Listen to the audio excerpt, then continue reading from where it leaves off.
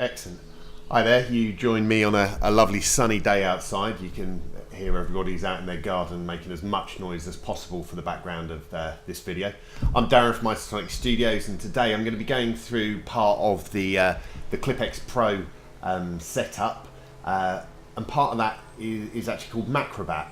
Now, Macrobat kind of gives it away in its name, and one of the downsides of macros within Ableton is they're pretty rigid. They're fixed to 8, and can't do much about that, but they're fixed to only controlling what is within their own rack.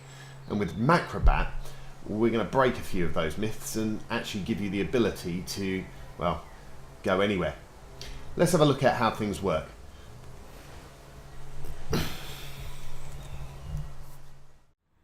Okay, so the first thing that we're not going to do is we're not going to install anything, because Macrobat actually comes as a standard part of ClyphX Pro. So once you've gone through that installation procedure, you're ready to rock and roll. Now, as with ClyphX, Macrobat does come with a manual, and we'd always suggest reading through the manual first just to give yourself an overview of things. As with everything within ClyphX Pro, you need to pay attention to the syntax. It's very, very easy, but you just need to make sure that you spell things right, which I commonly don't. Receive is a great one, I before E, etc. And in a similar intent to how ClyphX works, is that you've got your X controls, your X triggers, etc., etc. Macrobat has different rack types. Now, there's actually a lesson within your help view. If we just go to the help view here and go to packs, if you're having trouble accessing packs within the latest version of Ableton Live 10, then actually check the manual for ClyphX Pro, and there's a manual walk around to enable you to find them. And within here we do have a Macrobat Racks tutorial. Now, I'm not going to go through that because I've been playing with this for around, well, to be fair, it's 1:10, about 3 hours, and in that time I've achieved one thing I've always wanted to achieve, and I've learned sort of 3 or 4 of the different racks already. So I'm going to go through those on this video, and we'll revisit some of the others later. Now, the first one I'm going to look at, and one of the things I really like about Macrobat is the fact that I don't have to have an expensive controller. I mean, if you've got a Push 2 or a Push, the screen can come to life with ClyphX Pro and Macrobat, but I'm just going to use a little launch control here, and I'm going to go into use 1. Now, obviously this is standard MIDI mapping stuff, and if I go into here, I'm just going to map this knob. There we go. Excellent. So all this is, and I could create this from scratch, is effectively I've dragged in a blank audio effect rack. Bring it so I can view it. Command R, Control R if you're on the Windows.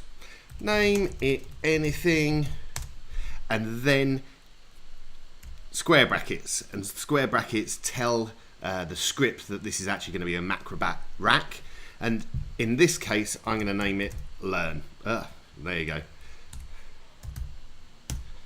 And pretty much that's as much as you need to do to define the name of the rack.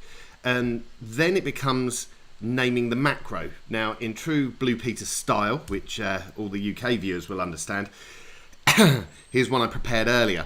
What I've done is I've renamed macro number 1 as, in square brackets, Learn. So, what does that do? Well, let me click on the volume. And remember, my control is mapped to that.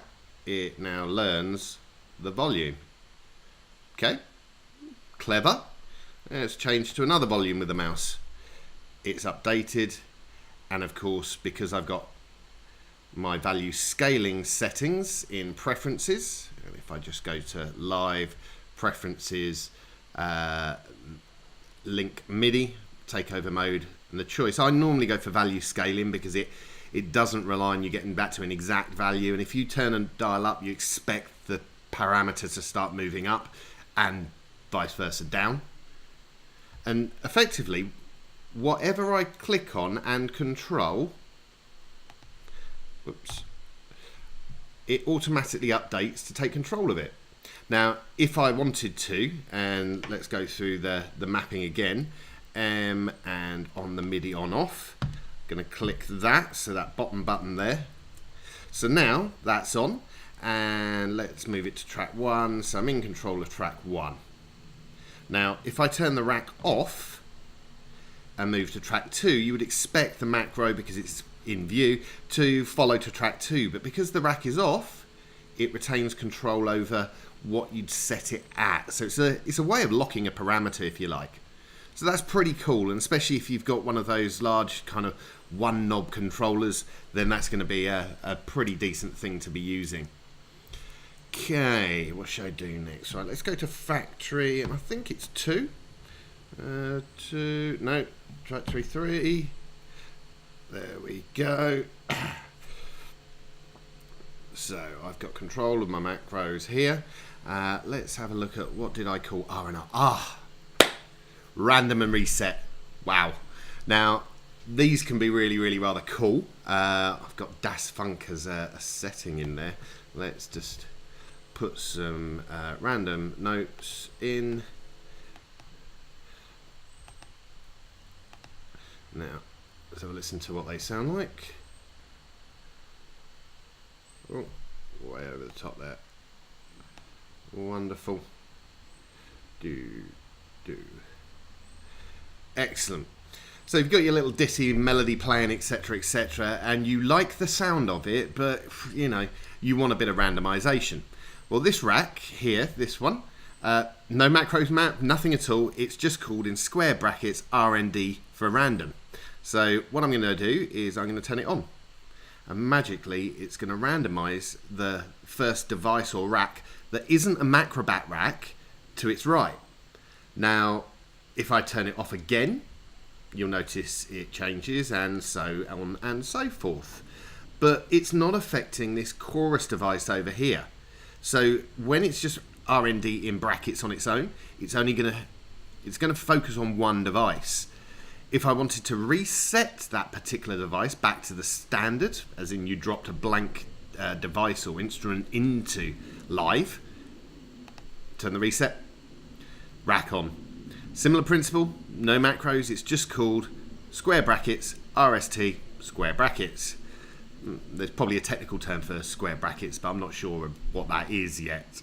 Again, random, reset. And the change of state from on to off triggers the action. But I still have this lovely little chorus doing here, and I want to randomize everything. So in this rack, square brackets RND space all does everything to its right.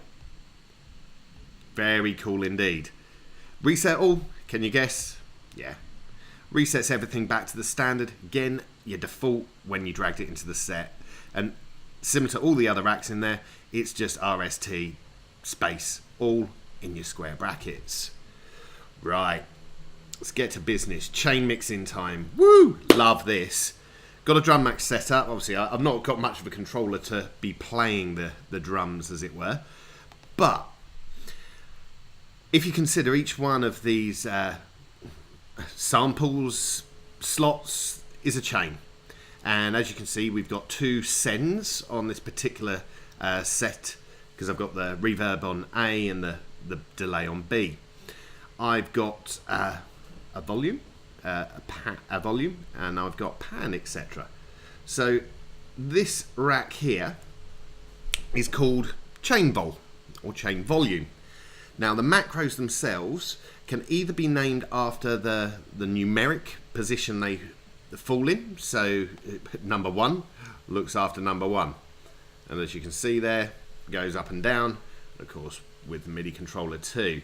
Now the beauty of this, if you have automation going, is that you also will see bi-directional feedback as well. So you're never going to be in a position where you move and you find, oh whoops, I didn't want to do that. The other way of naming, as a convention, is to name it as the macro, as the chain itself is named. So in this case, square brackets, and at this stage you have to put it in the speech bubbles, RIM 909 speech bubble bracket, and of course that then that will enable me to change the volume. Now that's quite cool, because if you wanted to, you could name all of these by the names of the slots, and then if you ended up moving them for any reason or other, then really cool, you'll actually see those move and retain their mappings. Now the other two racks in these chain mix racks, chain pan, ta-da, very simple. And again, the same bi-directional feedback and send. So I've got control of send A. And you can do this up to the maximum number of sends, which from memory is 12. All you do is you name your rack, chain, send, and then the letter that represents the rack, A. Now, the other thing that I've done in here, we'll come back to this one in another video, is receive and send. Now this is where Acrobat really gets clever. What we've looked at is effectively racks that can look after bits that are outside of them, other parameters. How this works is basically a receiver rack that can pick up the names of macros of sender racks elsewhere in your set. Now I've got one, two, I've got a blank audio effect rack here just to flick into every now and again. I've got just two sender racks at the moment, and when I have finished doing my setup, I'll move these into individual tracks and move this bass receiver into the group or a master. Now this is brilliant. I've got a receiver, and that receiver is set up to receive from macros called bass 1, bass 2, bass 3, bass 4, and so on. And then I've got a sender rack. In fact, I've got two sender racks. Now the difference between the sender racks is the names of the macros. So in here I've got bass 1, and in here I've got bass 2. Now watch happens. Bass 1 and bass 2. So I've got one rack controlling multiple racks. Now give this a thought for a second. One of the downsides of trying to DJ with a push potentially is you have to focus on a track, on a rack, to affect the signal effectively. So most of us as DJs would be used to having a channel strip and being able to quickly move between tracks. With push, it's very difficult to affect the bass on 3 channels at the same time to really tighten up your mix. Well, not anymore, because what I've done is I've actually set up 3 receiver racks here, and they're all based on the same principle. I've got bass 1 to 8, mid 1 to 8, high 1 to 8, and in each of the sender racks I've got mid 1 and then mid 2, and then I'd continue the theme. Now what that means is whichever one of these racks I focus on, it's going to look after the high. We'll move across there to here. Okay. Now, why is that cool? Leave that on 1, of course, and put that on 2. Okay, let's move the bass, the mid, the high. Remember, these racks actually aren't doing anything in particular, and now I've able to go through. Oops, not that one. Up. So I'm in charge of the bass across 8 tracks, and let's put bass 1 and bass 2 up to full and have a look. Bass 1 up full, bass 2 up full, and just say we'll turn it back to 0, 0, 0, and let's put them to halfway to show the bi-directional feedback. And we're back to the middle. Now this is great with the launch control, but maybe I'll show it in another video. Imagine the push 2 screen, and along the bottom you've got 8 racks. Each rack focuses on one parameter but across 8 tracks. So you can quickly switch to the bass and change the bass across all 8, start to equalize them, bring the mids, change the highs, fade to grey, all of that good stuff. Like I said, 3 hours in, as I've been dabbling with, we'll come back with another video with some more of the stuff that's in Macrobat. Thanks for watching.